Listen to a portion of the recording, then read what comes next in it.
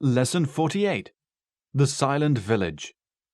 In this much-traveled world, there are still thousands of places which are inaccessible to tourists. We always assume that villagers in remote places are friendly and hospitable. But people who are cut off not only from foreign tourists, but even from their own countrymen, can be hostile to travelers.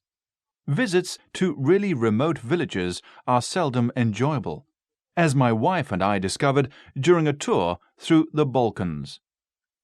We had spent several days in a small town and visited a number of old churches in the vicinity. These attracted many visitors, for they were not only of great architectural interest, but contained a large number of beautifully preserved frescoes as well.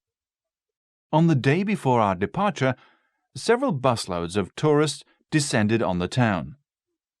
This was more than we could bear, so we decided to spend our last day exploring the countryside.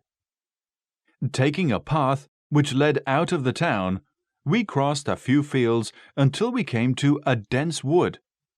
We expected the path to end abruptly, but we found that it traced its way through the trees. We tramped through the wood for over 2 hours until we arrived at a deep stream. We could see that the path continued on the other side, but we had no idea how we could get across the stream. Suddenly, my wife spotted a boat moored to the bank. In it, there was a boatman fast asleep. We gently woke him up and asked him to ferry us to the other side. Though he was reluctant to do so at first, we eventually persuaded him to take us. The path led to a tiny village, perched on the steep sides of a mountain. The place consisted of a straggling unmade road, which was lined on either side by small houses.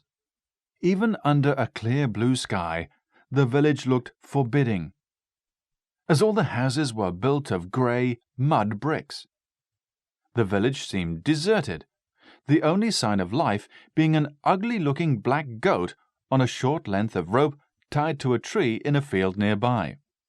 Sitting down on a dilapidated wooden fence near the field, we opened a couple of tins of sardines and had a picnic lunch. All at once, I noticed that my wife seemed to be filled with alarm. Looking up, I saw that we were surrounded by children in rags, who were looking at us silently as we ate. We offered them food and spoke to them kindly, but they remained motionless. I concluded that they were simply shy of strangers. When we later walked down the main street of the village, we were followed by a silent procession of children.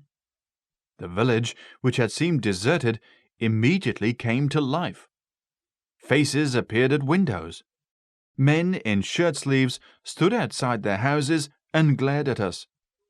Old women in black shawls peered at us from doorways. The most frightening thing of all was that not a sound could be heard. There was no doubt that we were unwelcome visitors. We needed no further warning. Turning back down the main street, we quickened our pace and made our way rapidly towards the stream where we hoped the boatman was waiting.